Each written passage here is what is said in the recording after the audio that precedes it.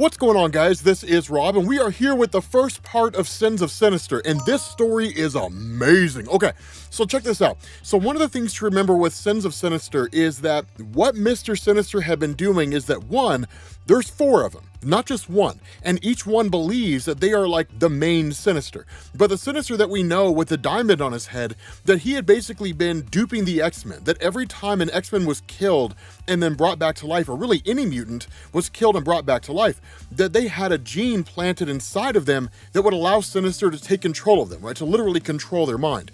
And so what we saw in the original one-shot that set all this in motion is that over the years in Marvel Comics going into the future, that Sinister had used this to basically conquer the world. And then ultimately his creations essentially turned against him. So what this does is this basically picks up in the time when the X-Men are conquering everything. It is really like a civil war in a lot of ways. And the reason why is because this one focuses on Storm. So what we know about Storm for the most part is that she resides on Mars. She's like the queen of the Iraqi people, the other half of the mutant population that we simply didn't know existed. But in the early days of Sinister's forces taking over the world, that as they were going through and attacking different groups, one of the first groups they attacked were the group of the Iraqi on Mars, because they're some of the most powerful mutants in existence. So getting rid of them as fast as possible is the best way to kind of clear the landscape and make conquest easier for Sinister and all of his forces. And so what Storm talks about here is that she recalls back to when the Quiet Council seemed to be getting more and more extreme. She didn't actually know that Sinister had been controlling them. She just felt like the Quiet Council had moved away from trying to turn Krakoa into a place where mutants could reside in safety from the mutant population, and it started going on a mission of conquest. And so once Storm had realized that Sinister was controlling the Quiet Council, she immediately retreated when she realized there was no way to destroy them. But when Destiny, the precognitive, showed up and told her now was not the time to attack, that Storm started marshaling her forces. And initially, they were just gonna wait, right? They were gonna take Destiny's advice and just wait for the best time to attack. But of course, Sinister attacked them using Chimera. Now, Chimera are basically the examples of where Sinister is taking different mutants and merging them together. We'll learn more about that in the Nightcrawlers comic, which is amazing. Like, it looks like it's gonna be so cool. I'm so excited to read it. But of course, as you would expect, by having a chimera of mutants, the forces of Storm are almost completely and totally obliterated. And they have a whole host of people at their disposal. It includes Richard Rider Nova, people like that. But because blending Omega level mutants together, and in effect, they are greater than the sum of their parts, means the forces of Storm never really even had a chance. They never quite had a chance to even overcome these guys. And so all that's left here is death and destruction. The only thing that Storm and her forces, what's left of them, could possibly do was just flee for their lives. But with them just kind of out there and basically remaining hidden, the way this works is by way of WizKid. Now, WizKid we've talked about before, but it's kind of a refresher here. This is a kid that has the ability to create and control any kind of machinery he can possibly imagine. There's no limit there. So you could even argue he's way beyond Tony Stark or Reed Richards or any of those guys. But the long and short of this is that he was able to develop a cloaking device that would in effect hide Storm and her Brotherhood from the forces of Sinister. They'd never be able to locate them. And so what we end up finding out here is that Destiny has approached Storm yet again. But this time, Storm is a little more apprehensive, because the last time she took Destiny's advice, they were ambushed, and almost the entirety of her and her forces were eradicated. And so what's so crazy about this is that while this meeting is taking place between Storm and Destiny, that Storm asked this guy named John if it really is Destiny herself. And John's response is, it's not. Now, we don't really know anything about this guy. We'll talk about him here in a second, but he immediately attacks Destiny because he senses a few things. One, her energy signature is not the same. Her mannerisms are different, right? There are things about her body language and so on and so forth. None of it looks like Destiny or even sounds like Destiny if you're paying close enough attention. Now, when this guy makes his move, we end up finding out that it's not Destiny, it's actually Mystique. And this particular guy is named John IRONFIRE. Now again, we don't really know anything about him. He's just because one of these mutants has seemingly existed out there on Krakoa. But Marvel heavily implies the idea that this guy is Omega level. In fact, Mystique literally asks, though I thought only Omegas could serve on the Great Ring, is this a rule that died with your planet? Or are you the Omega of molten metal blood? Now, there's different ways to interpret this. One is, of course, the rule that only Omega level mutants can serve on the Great Ring of Arakko is no longer intact. It's literally Storm just marshaling whoever she can and forming the council out of whoever's left. So being able to pick and choose about what person you have just isn't quite there.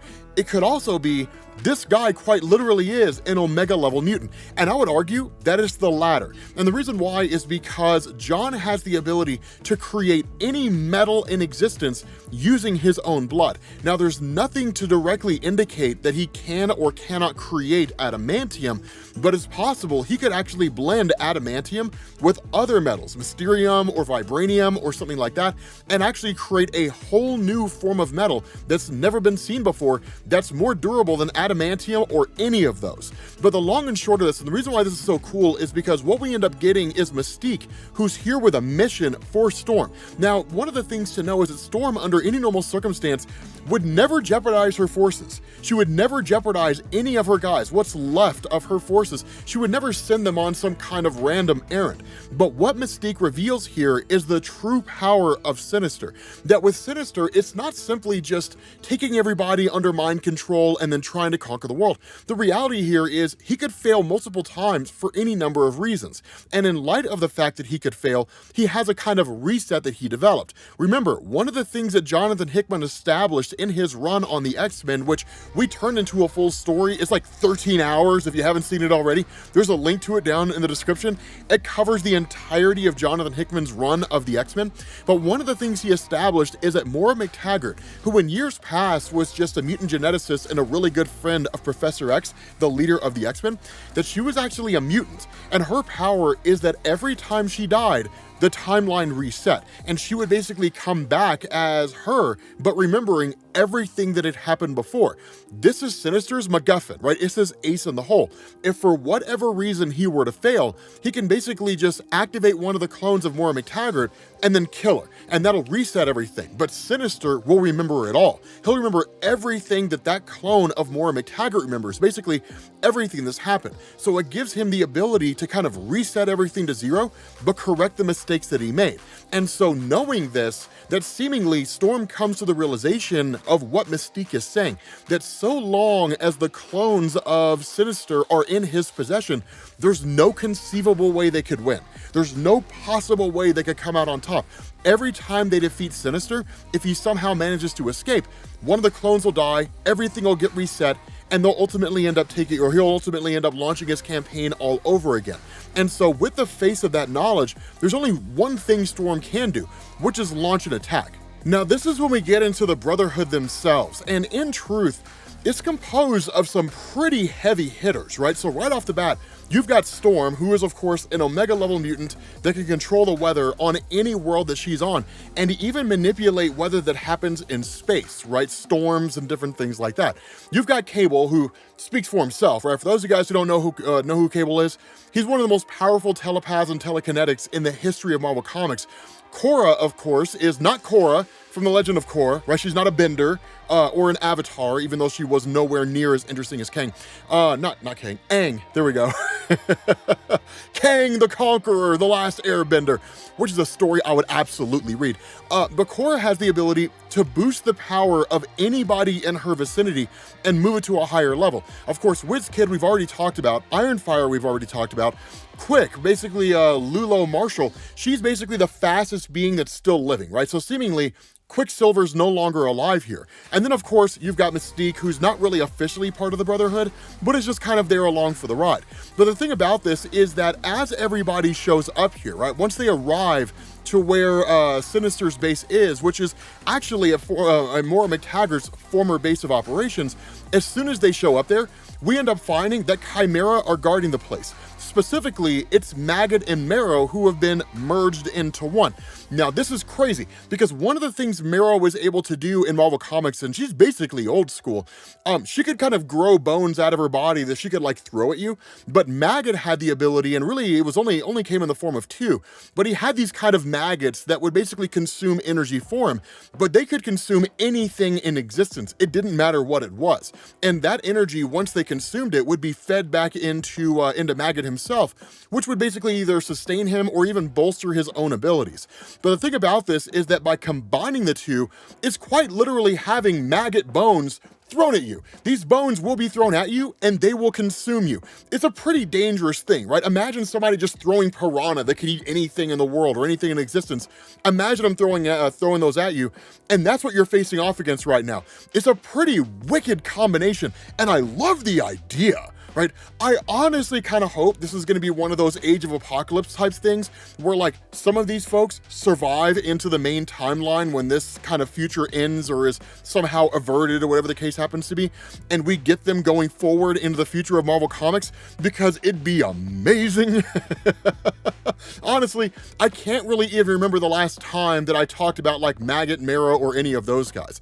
But again, once Storm's forces overcome those Chimera, they get into the base of operations, they meet even more. But the bigger issue here is that with the cloning system of Sinister, it's basically met with an impenetrable force field. And so the cool thing about this is that as this discussion goes down and as they're trying to figure out what to do here, what WizKid does is he comes up with this idea of, instead of trying to like take down the force field, which they just don't have time to do, to sit there and run like a whole bunch of algorithms and try to figure out the best and most effective way to do it because the forces are closing in, they can only hold them off for so long, that what ends up happening is that instead the Brotherhood basically teleports the whole system away, right? They teleport the entire cloning facility away. So during the Sins of Sinister one-shot, when Sinister came back to his base of operations and the entire cloning facility was gone, and then he was now stuck in this timeline, this is how it happened, right? It had seemingly happened quite some time before Sinister himself realized what was going on, right? Because by the time he realized that his cloning facility had gone, something like 50 years or so had passed, or 10 years or something to that effect. So it's been gone for quite a while. But the other part of this is that as Storm and WizKid are watching the system teleport and then preparing to make their leave, we end up finding out WizKid is not actually WizKid. That WizKid is Mystique impersonating WizKid. Not only that, here's the cool thing about this, right? She literally kind of taunts John by asking, were you able to figure out that it was me this time? And the reason for why John was able to deduce that it was not Destiny and actually Mystique was because Mystique allowed him to. And I imagine those of you guys who were probably watching this or listening to this or even read the comic when it first came out, you were kind of like, no way some random mutant is going to be able to figure out that like it's not Destiny and that it's actually Mystique unless there was some kind of telepath, because Mystique is far too adept at her powers to simply just figure out that it's someone else. Somebody like Wolverine could do it just by picking up scent. But then again, over the years in Marvel Comics, we've seen Mystique's abilities move to a place where she can even trick Wolverine. Now, the only real person out there who's a shapeshifter who's so capable that no one can really figure out who they are outside of some high-level telepath would be like Vanessa Carlyle, right? Like Copycat, the girlfriend of Deadpool in the Fox Deadpool films. That's the only one who can really do it, because Copycat can not just copy the physical form of a mutant, she can also copy their powers, right? So she can literally block her existence or anybody that she's copying from like any telepath if she's duplicating a telepath, right? So it's cool, right? She can like copy the powers of Charles Xavier and have some measure of telepathy. But after basically stabbing Storm and seemingly killing her, this basically leads to Mystique body sliding by one out of that location, i.e. teleporting away. And then of course John Ironside runs to the side of Storm, and while she's not dead, of course the goal is to get a medical evac in there so they can get her out of there, get her treatment, and get her healed again. And so at that point we jump to Destiny, and we have Destiny basically here at the World Farm. Now remember, the World Farm is a place out there on the far reaches of the universe, right? At the very edge of the universe. And what we end up finding out is that Destiny ever the precog and ever aware of what's going on around her and always looking to the horizon, right? That's one of the things about Destiny. While everybody's running around and focusing on the here and now, she's 10 steps ahead almost every single time. That's her gift and her role of being able to see and understand the future. As always, and one of the things I want to mention here, if Destiny tells you something's going to happen in 5 minutes, take it as an absolute truth. If she tells you something's going to happen in 5 years, keep it in the back of your head because it may not come to fruition. But Destiny is always on the move and she's always being guided by her visions. It's why the old Destiny Diaries story in the X-Men comics were so important. Those of you guys who remember the Destiny Diaries stories, those were great back in the day. It was really cool. One of the last great X-Men stories before the huge reboot with House of M. But the thing about this is that, of course, Destiny being here at the World Farm, we end up finding out that she's talking to one of the other Sinisters, specifically the one with the spade on his head. And so it's kind of crazy here because this is basically one of the Sinisters seemingly aware of what the other Sinister is doing, but trying to find a way to bring his campaign to an end. We don't know fully what role he's going to play or how far reaching his actions are, or if he's just hiding the fact that he wants to do exactly what Sinister did, but wants to see the Diamond Sinister taken out. But whatever the case is, I'm sure we'll find out by the end of this story. But with that being said, guys, we're gonna bring this to an end. Thank you all for watching, and I will catch you all later. Peace.